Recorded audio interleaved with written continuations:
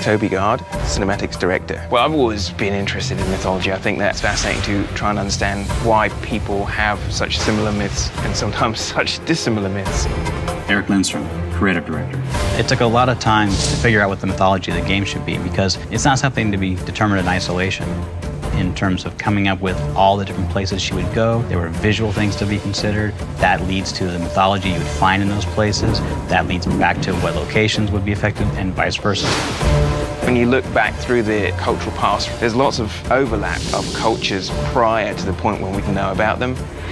We got to dig into Hindu culture in Thailand, we got to get into the Maya in Mexico, and we have all these local cultures, but then a unifying thread that leads her to all these locations is a much earlier mythology that we are saying is the Norse thread, and that was the piece that brought it all together.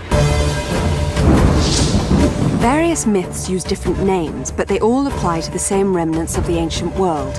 In Tomb Raider Underworld, Lara Croft uncovers the truth behind the myth of the Norse civilization. On her journey, she basically realizes that she needs to recover Thor's hammer. Thor's hammer is actually one of the most interesting archaeological pieces of mythology. It's compelling because it's actually so powerful that it is capable of killing immortal gods. As Lara fully uncovers the sort of secrets behind Norse mythology, she realizes that the hammer itself could possibly unleash Ragnarok, the end of the world.